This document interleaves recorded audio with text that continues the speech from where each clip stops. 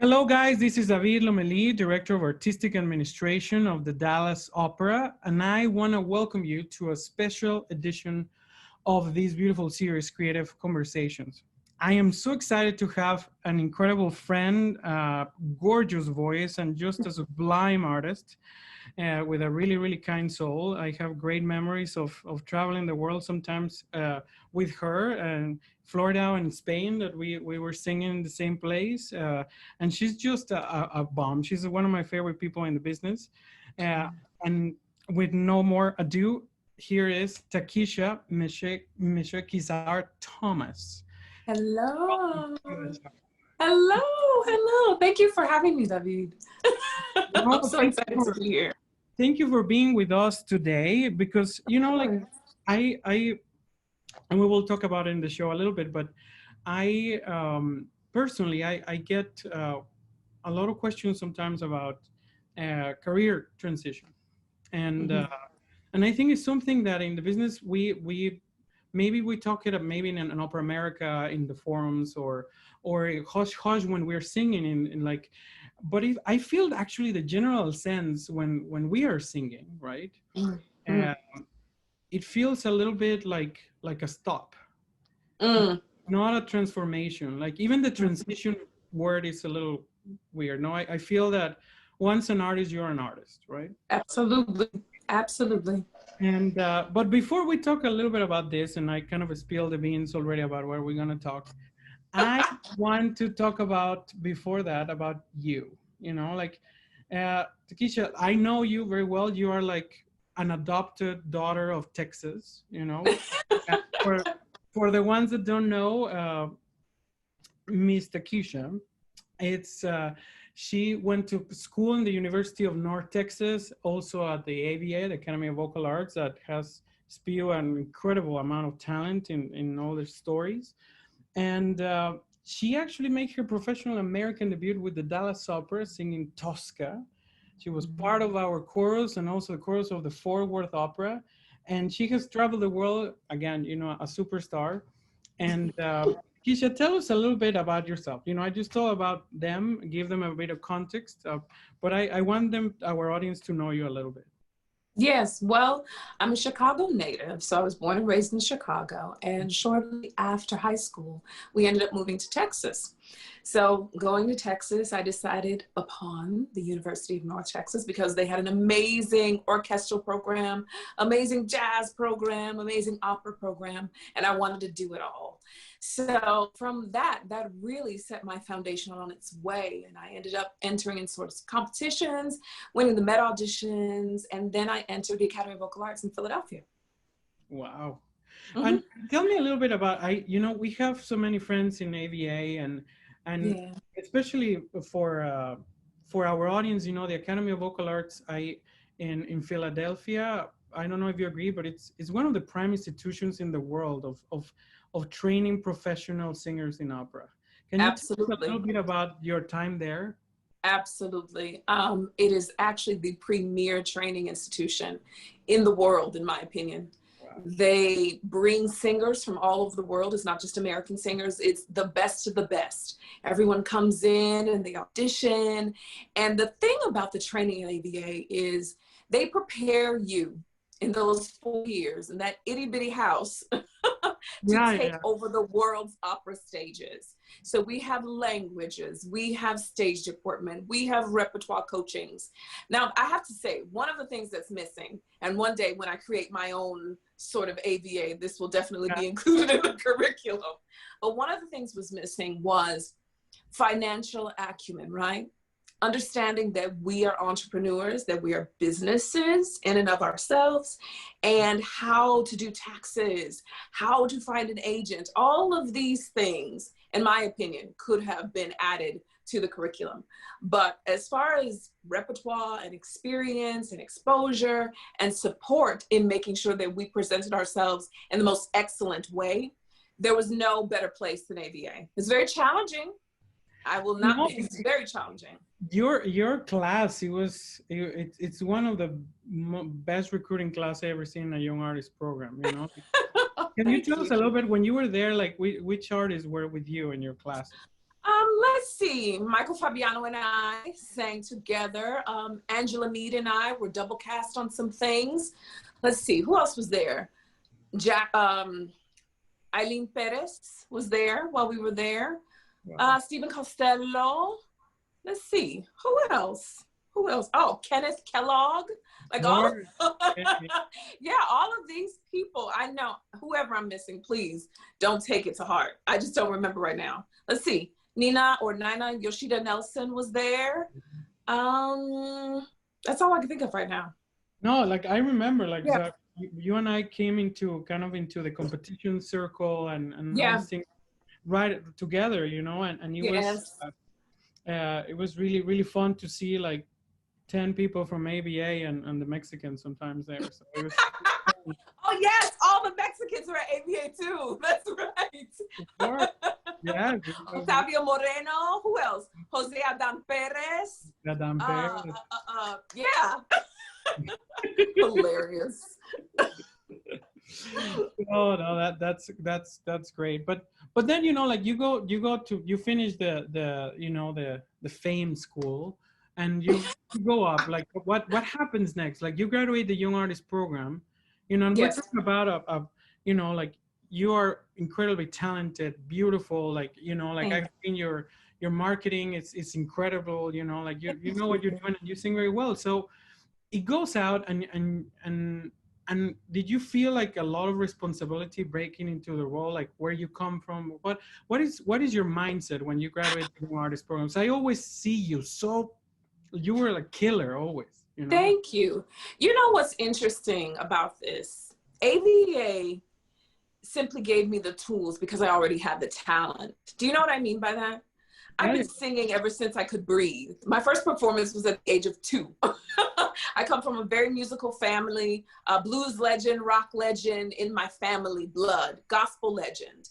So when opera entered my life, I have to also give credit to my music teacher in high school, Miss Flora Robinson, because without her, there would be no opera, because I wasn't even concerned of going down that avenue. I wanted to be the next Whitney Houston, right? But that opened an entirely new door for me. In addition to the church that I attended, I actually got married there, the First Baptist Congregational Church in Chicago. It was one of those churches where we did everything on a Sunday morning. You could hear hymns, you could hear anthems, you could hear arias, you could hear gospel music, you could hear jazz. All of these things were there and a part of the Black church experience. So I know that I'm not the only one who has had that foundation of being in the church and having that be the launching pad for this, you know, worldwide career. But when it came to AVA, what makes it different from, in my opinion, every other young artist program in the world, they make sure that we get lead repertoire. We start singing our roles as soon as we enter. We don't sing compromario roles. We don't sing tiny, you know, side roles or little covers or things like that. They assign you your roles and you perform them. And we get reviewed, professionally reviewed. So it's like a teeny tiny opera house in there. And in my opinion, that's what separates AVA from every other young artist program. Because if you're going to do this thing, if I'm going to be a leading dramatic soprano, I need to start being a leading dramatic soprano. And I have to figure out what works for me, what doesn't work for me. And when you're talking about package and how I presented myself, because we both have won so many competitions, right?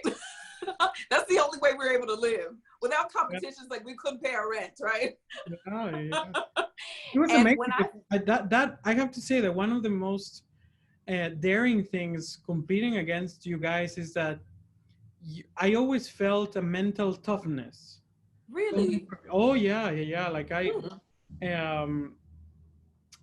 you know, I have to say I didn't compete as much. You know, I was not eligible at that time to many of them as Mexican citizen.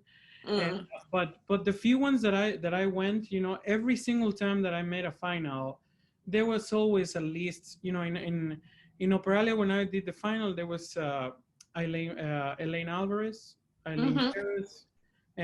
They were in the finals of there, and they were from ABA.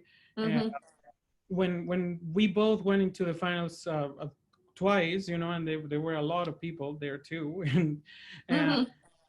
and there was always this kind of like, you guys always came and delivered, and it was musical, and it was good, and it was fierce, and it was acted, and it was very, very specific. I have to say that as a fellow competitor observing you as a group, Oh, wow. there was a shared mental toughness aspect that all of you had. You know, it's interesting that you say that, because in my opinion, I think that was because of Maestro. Maestro, you know, sometimes he can really get on your nerves and be inappropriate. Let's put it out there. But sometimes, a lot of the times, he really called us to be the legends we were striving to be. Constantly, he would talk about Tebaldi, and how every time she opened her mouth to sing, even if it was in a rehearsal, it was filled with knowledge and intention and understanding. And every single thing that you do means something. And for me, as an actress as well, it was so exciting to get into the character, to get into the words. Why is she saying what she's saying right now? What look do I want to give? What am I communicating? Because we can get so caught up in having beautiful voices, right? Especially as opera singers. Yeah. But what are you saying? Do you understand what you're saying? And what are you communicating to that person so they can organically respond to you? Yeah. And Maestro Makatoris was amazing. David Lofton, amazing. And they did not let you get away with just having a beautiful voice. Because it's bigger than that.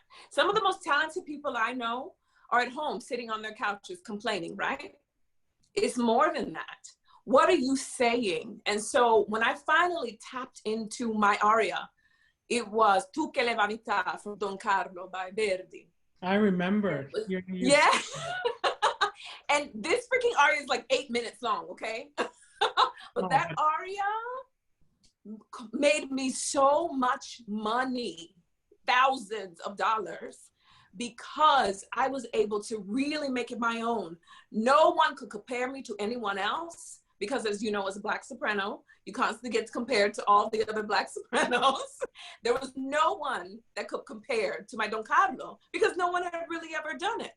And so for me to really have that moment with the Voci Verdiane, when I won that and they did the movie and all of that, it was so exciting that I had found something that was my own, that I could make for me, that when you thought of this moment, you saw my face and my voice, not hearkening back to someone else. Leila Genscher was on the panel. She was the one who chose me to sing. You know, Montserrat Caballé was the one who chose me. I remember. Sing. I was there. I was there. And it's just so exciting when you tap into what works for you. And sometimes you may tap into that, but you have to keep searching. You have to keep finding, because there were a whole bunch of people who told me not to do that aria. They're like, it's too long. You need to do something else. Try this, try that.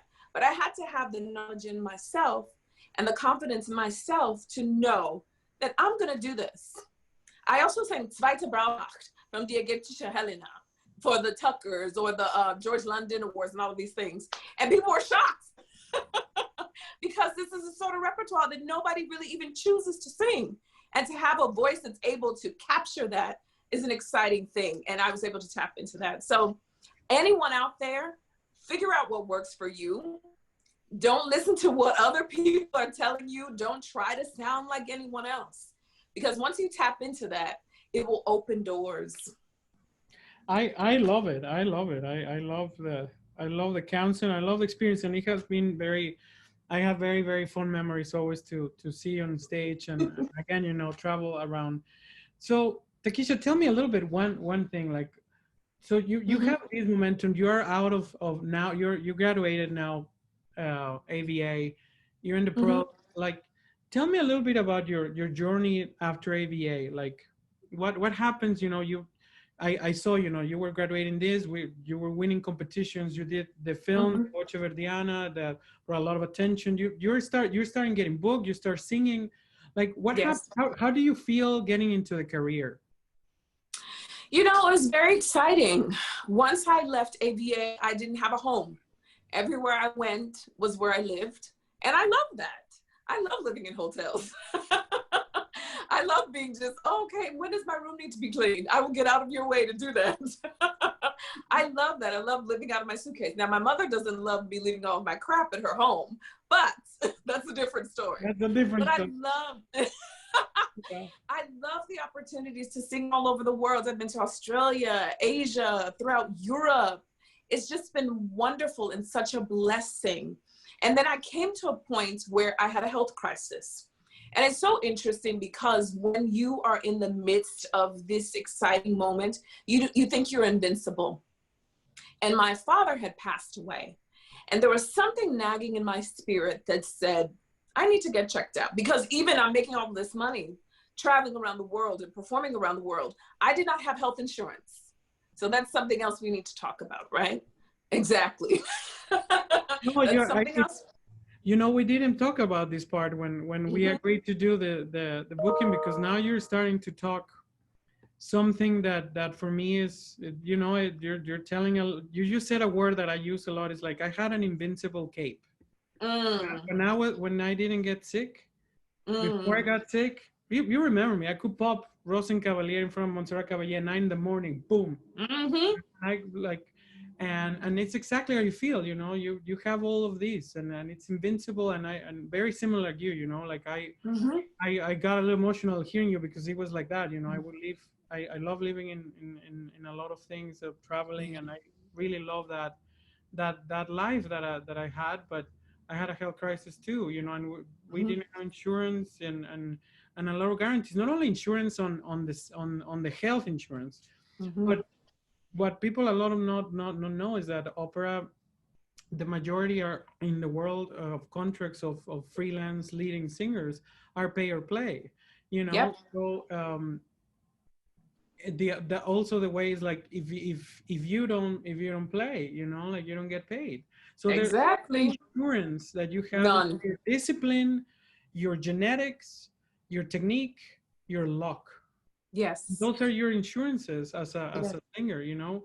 And I think that it's important. And it's important also for our audience that come in and enjoy our incredible productions and the beautiful glamour that even now in the pandemic, you know, like, and totally gonna make a tiny commercial, like, please check our link and donate to up for our doer campaign. We would love to have your support and your belief in the Dallas Opera mission to bring art to everybody.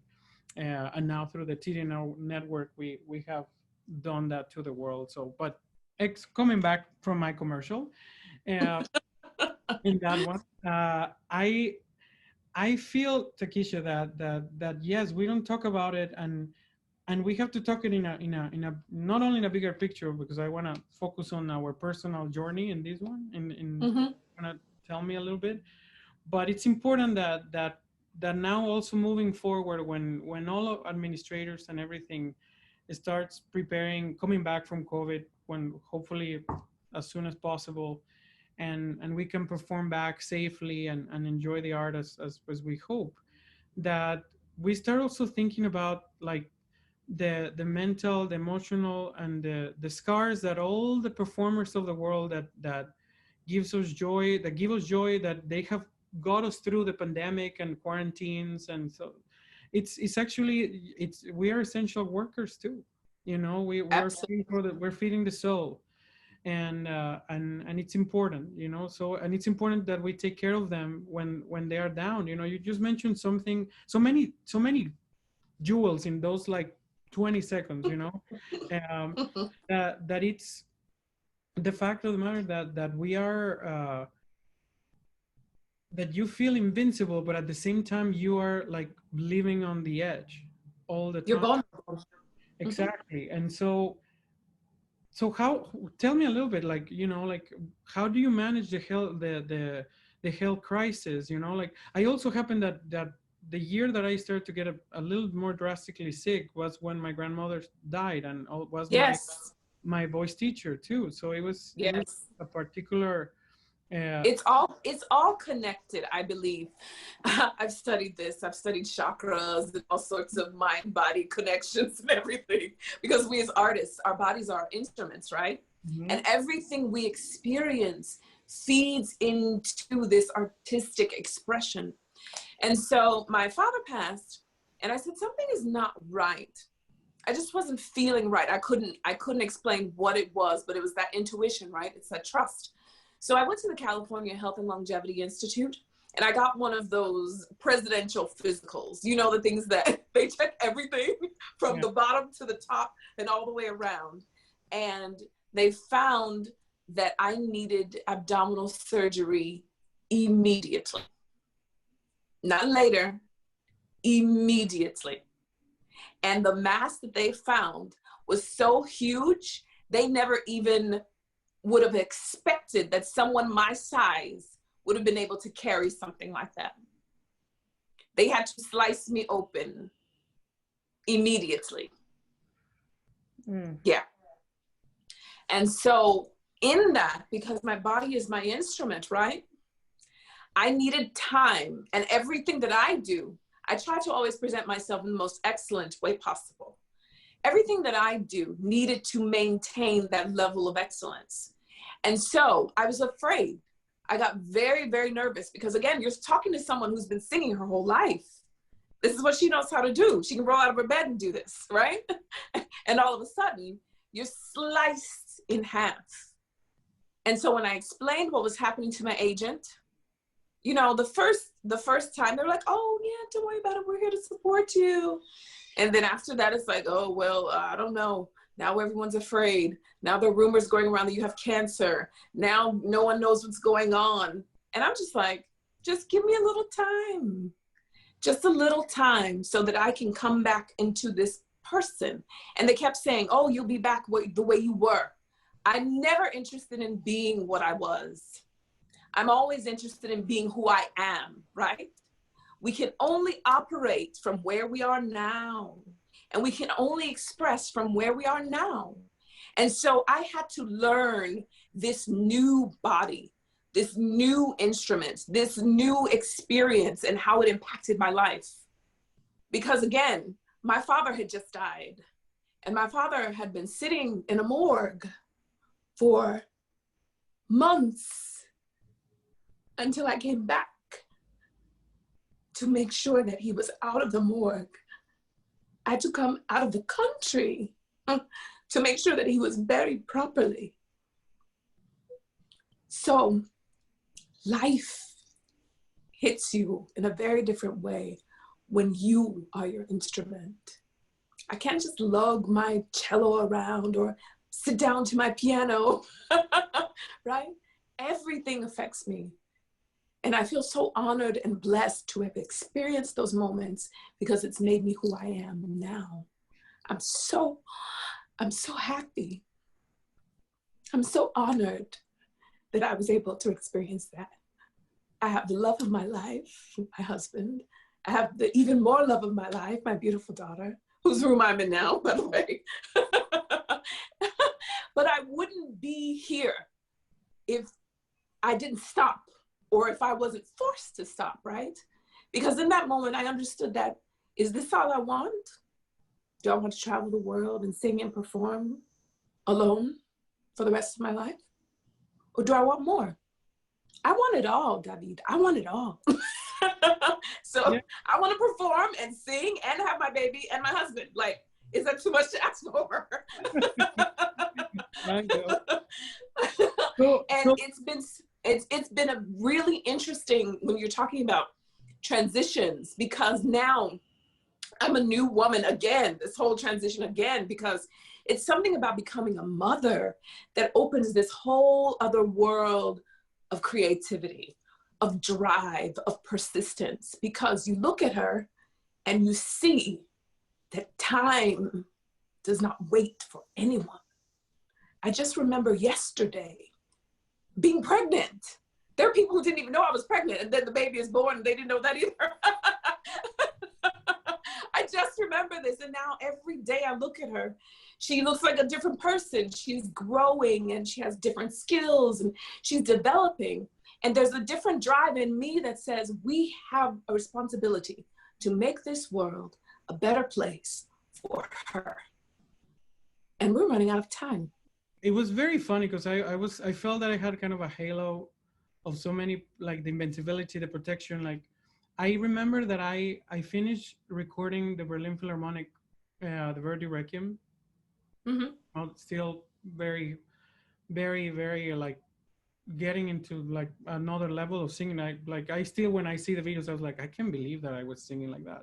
It's like I didn't breathe for a page or something. Like, it was just, and then I remember that I landed. I had to go in to do a concert in Mexico, and I landed in Mexico, Monterrey. And I also, because of my type of visa, I needed to go to Mexico to get my visa to keep singing.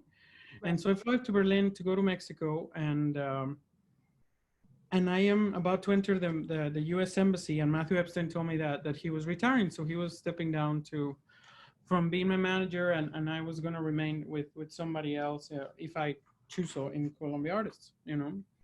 And and so basically I started getting sick 2 years later after that. But Wow. during those 2 years, it was also like a bigger temperature for me too. I was singing.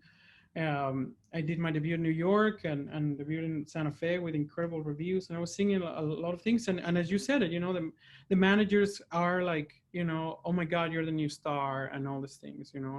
Remember that after my reviews in the New York Times and a lot of things, like the president of the company came because I was doing. They were like, oh my God, we got a whale, we got one of those, and and then I found myself in 2012 like incredibly sick too, and almost coughing blood in Houston and getting fired from My Houston. God.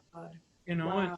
uh, and so you start the journey. And I'm interested on this because the full purpose for everybody in the audience is that we had a conversation a few weeks ago, uh, where we talk a lot about like how career transition. That's what we were going to start singing, but I think that this episode is so beautiful, and I hope people enjoy these moments of human stories in opera, no? But and resilience. But you asked me a little bit. You said like, hey, can we chat? We chatted, and we were Mhm. talking about career transition, and you're curious about it, and it was for me again, resonated without not knowing these specifics that you just told everybody. Mhm. um, you when you're a singer of that, I feel exactly like you, like the invincibility, I wanted to be like the next one, right? Yes. But it was God decided that I needed to be somewhere else, and I had Mhm. to learn, and I had to process that. But how do you arrive to that moment? Because for me it took me 2 years Mm. of in and out trips to the hospital, coming too Mm. soon one time, then trying it after 6 months, and then trying after 10 months, Mhm. and all these things came coming back until a point that I was like, I have other talents and I need to feed my family, right? Right. So, and that was my motivation. Mhm. I found it. I actually, in the very first month when I decided to quit, uh, and let's be clear, you're not quitting, but anyway, I'm not yeah, quitting. Not exactly. quitting, people. I'm I, singing better I, than ever. but I exactly. I retired. I just had to.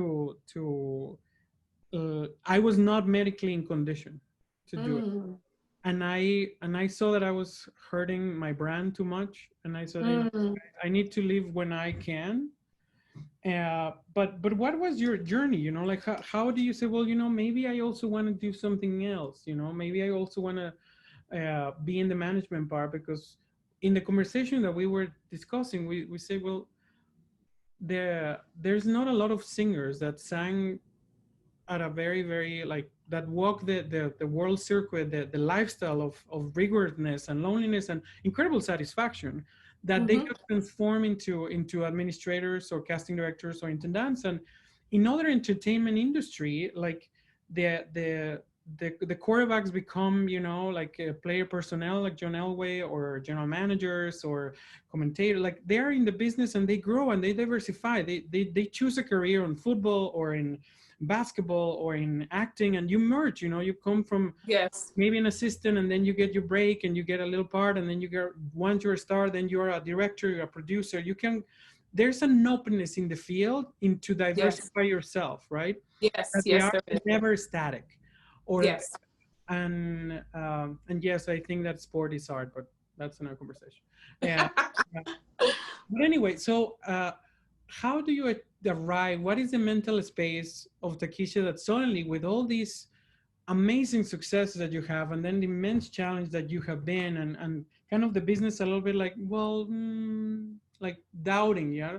Mm-hmm. How what is the mental space where Takesha is? You know, like what what what it makes you feel like it's like maybe I should do also administration a little bit, and or Yeah.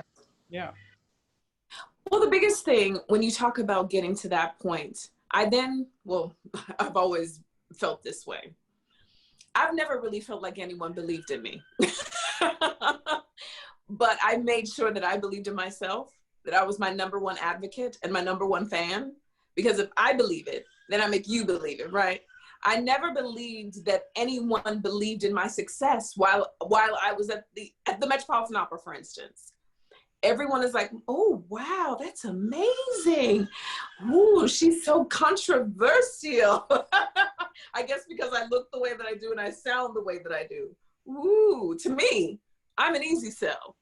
But to someone else, I guess they're picturing, I don't even know what they're picturing. I have no clue. So I had to come to a point of understanding, okay, so this avenue is not working for me right now. What else am I going to do to combat that? So I started creating. I'm actually working on my first opera right now as the librettist. Wow. We just submitted for the Opera America Idea Grant. Yes. So keep us in your prayers. Keep us in your prayers. Yes, I'm starting with different, actually, I want to talk to you about something later when it comes to a show that I have an idea for. Now that we've talked about it, it's all about diversifying my gifts. I've been a stage actress. Literally 0 opera has been sung. I've sung jazz, I've sung gospel. I've always been a performer. I've always been able to present myself in a certain way. And if one avenue decides to doubt me, then I create my own avenue, right? I create my own opportunities, and I have to put myself out there as much as possible in as different ways as possible, and utilizing all of these gifts that I have. It's amazing when you talk about, obviously, you know, both of our dream is to be an intendant of an opera company, right? Worldwide. That's the goal. But I don't want to stop singing in order to do that, because I'm one of those voices right now. My voice is like, woo, gangbusters, flexibility, you know, freedom, volume, the opportunity to really stand in my own artistry. That's where I am right now. So I have to create my own avenues. And that's what I'm doing when it comes to the administration side of it as well. And I love this idea of artistic administration, right? Where we can advise and we can lead in a way that allows us to have a career as well. But particularly because the two of us, we understand what it means to be young still, right? Because I don't know about you, but I'm still young. I don't know. I'm still young.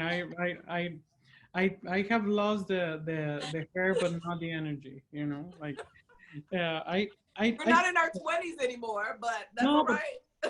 but you're right. You know, like that the traditional path of the performer is that, you know, if they're really good, they stay until, you know, like maybe a little more advanced age, and then the avenue is into going to teaching, just to kind of train the next generation into that.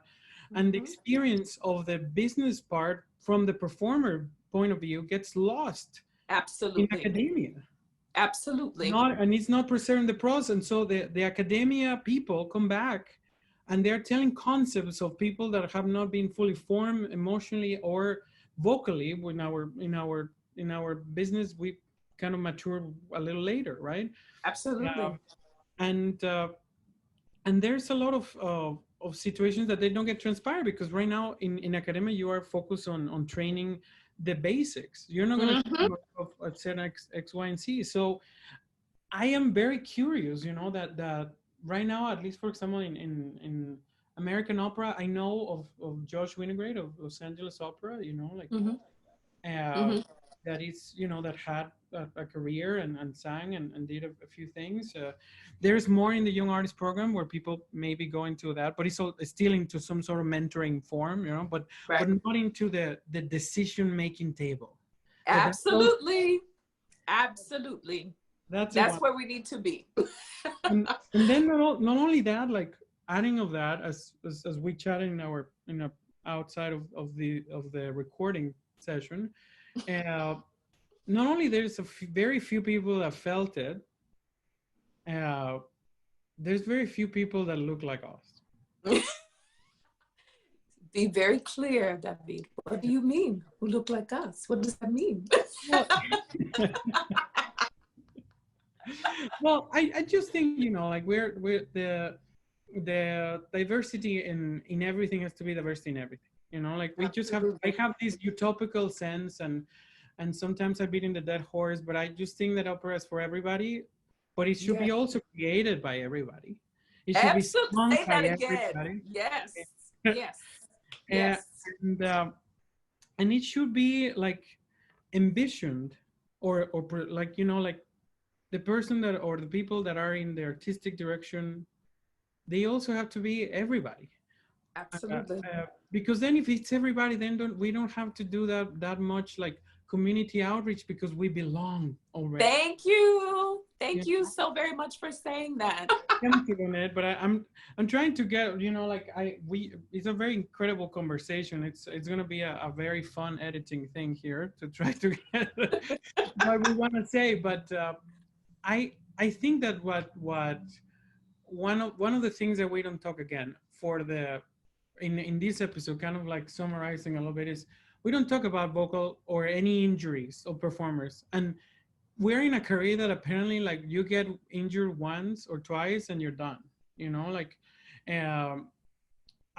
we don't allow proper time to heal, because once you're in the career and you cancel 10 times or 6 times, it's your career is over or you're done or whatever. And like, and what if you rehab, you know, like you heal, like I heal. Absolutely.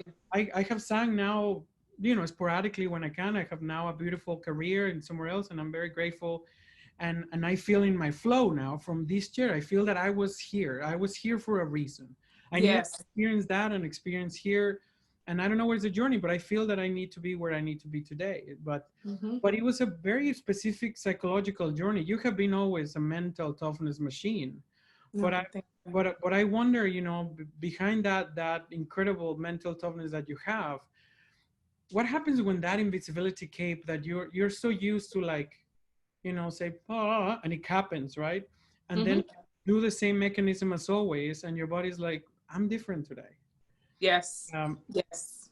Like, and that acceptance of you, like, you know, now what I do because this is not working, that is a very important, like, was there a moment that you were like, what, like, happened of those two things that you remember? Like, I remember like the first time that the invisibility cape happened, and I was like, I was in Berlin in right before I came to Houston, and I sang like a full like duet in Traviata on the stage, and I was struggling to keep pitch. I was in a lot of pain, and I was like, what is happening? Like, I could pop the high, but I could not do the rest. So I was. But you know what? But you know, the thing about that is the fact that there's pressure on top of you. It will never allow you to free your instrument. No, singing is singing is about a free flow connection, right? It's about freely communicating. And if we're constantly entangled, whether it be mentally, physically, or spiritually, we're not able to flow freely, because we are masters and mistresses of the breath. And if the breath is entangled, nothing is going to happen. It doesn't matter what you do, because you have to really integrate the mind, body, and spirit, right? You have to be able to get out of the way of that in order to allow your body to do what it has been doing ever since it was birthed into the world. You don't have to teach a baby how to fill a room with free-flowing air and sound. Right. But you don't have to teach that. You just have to get out of the way and allow them to anchor themselves in that joy and that freedom of expression. And so when we deal with crises in life, they add the entanglements. So it's just like one, right? Yeah, one entanglement. And then it comes here, and then all of a sudden, that's why people who are like completely get choked, right? Yeah. because something needs to be freed somewhere. And particularly as we advance in age, we really have to know what we're doing when it comes to technique, because more of life starts to bombard us. And how do we balance all of that? By always being able to freely tap into that connection, that balance. And whatever you need to do for yourself is different for everyone, Yeah. right? Yeah. Whatever you need to do for yourself to find that free-flowing balance and openness, discover what it is. Sometimes it may be, oh, I need to start dating now. Sometimes it may be, oh, I'm still grieving from something now. There are many different issues that we have to deal with as artists, because it may sound frou-frou and hoo, but that's who we are. We have a very special connection with the spirit, and we have to be able to freely flow in that communication. No, I love it. I love it. We are really running out of time, and but and we talked to so many things, and I think it's a very beautiful conversation, and I'm very grateful that you wanted to do this with us and tell us a little bit about the story, because like it's something that all of our public and the people that go into the business, like we see that glam, the moment of the vincero, of like you mentioned, the tu que le vanita, like, and it's very very particular, so but they're not always, we are aware about, like the one chance type of industry thing that we have, that the hush hush about injuries. Yep. The kind of like feeling that, or maybe it was my perception, but kind of like the transition into or exploring other parts of your artistry or your personality. Yes. Kind of the industry says like, no, you're a singer and you have to stay here. Right. Right. And I until think you declare. I also think the biggest thing is that we need to remove the veil of secrecy. Yeah. Everything is so secret, even when it comes how much people are getting paid, what they're doing, what their ideas are about things, and all of a sudden someone pops up doing something. We need to remove that. And we also need to focus on mentorship.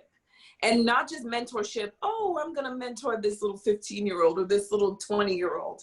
No, I'm a part of the Women's Opera Network with Opera America. And we recently had a wonderful little happy hour.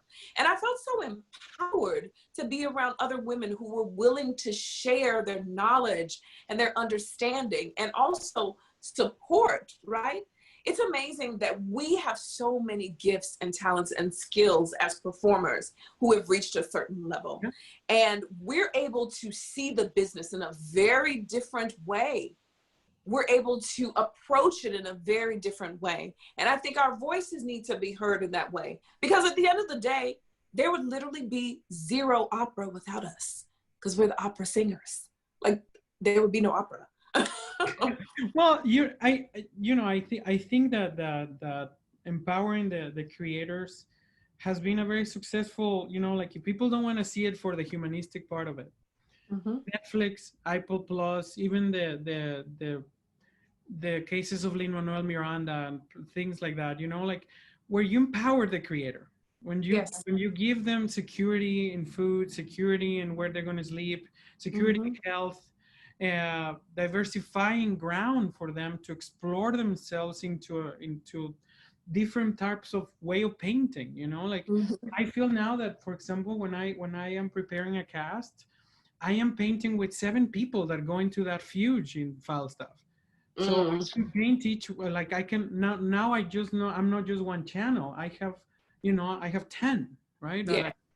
And I want to experience that. And now that I work with other creators, like I like to write scripts for a little thing, or I would like to have this conversation, and I don't think that I'm just one thing, Absolutely. Like once an artist, you're an artist, Yes. So, and that need of expressing yourself never goes away. Yeah. So Takesha, I think that we're gonna have to have another day, you and I, to keep preaching a little bit. Absolutely. I'm open. Let me know. I'll be there. But like, tell me, like, like in a couple minutes, uh, what do you want to do? Like, What do I if you want get to a, do? like, let's say that you have right now the choice, like, where do you see, what do you hope of doing? Yes. Well, I want to be a superstar, right? I want to perform all over the world. Open all the shows, all the grand costumes. Unfortunately, our industry is shut down for the next 2 years, but whatever, that's what I want to do. I want to be the, I want to be the face of that. And I also want to be in the decision-making chair. So I want both of those things simultaneously. Artistic advisor, artistic director, general director, who does, a couple of performances at the house, who directs a couple of performances, gets my big opera done, that sort of thing. Because it is possible. I've seen other people do it. I haven't seen anyone else my color do it, I have to say. But I've seen other people do it. So that I know it's possible. It is possible, it is possible. It is possible, and I think that nobody should say to anybody, never say never, or Yes. it's not for you, or like you're speaking crazy. Like Right. you were saying all like everything you said, and I was like, like it's you. You haven't changed in anything. You have these fierce, like just like killer instinct, and I really really like. It was always a pleasure to see it. It was always a very kind of kinship of seeing somebody that experienced that feeling too, Thank you. of as you said, like, I have to believe myself, right, to go and do it, if not nobody else. You have to. You have to. My mother always taught me, the worst they can do is say no. And no never hurt anyone. you, have to, So you have to go for it. you have to go for it, and lastly, like, I think that now, like, not a lot of people know our stories.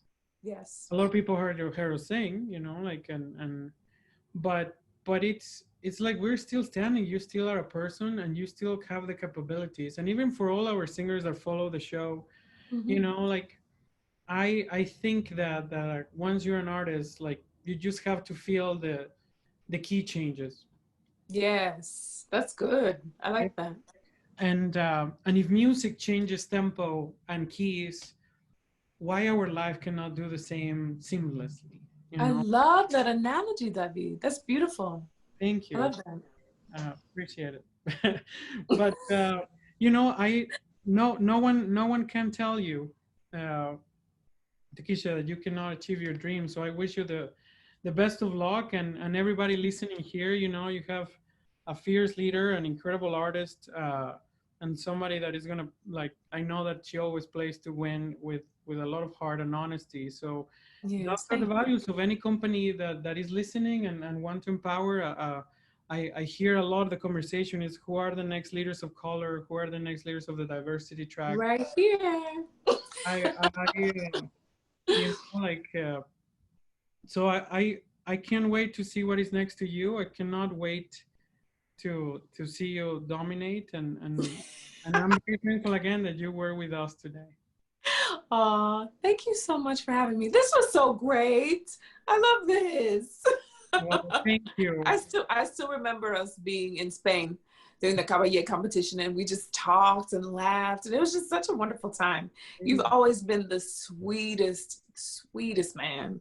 And I just thank you for just opening your heart to me and opening your brain. Let me pick your brain. And it's just been wonderful connecting with you. Appreciate it. Thank you. Thank you. No, I was always, again, big fan of everything, and great memories of hearing you sing from the wings. And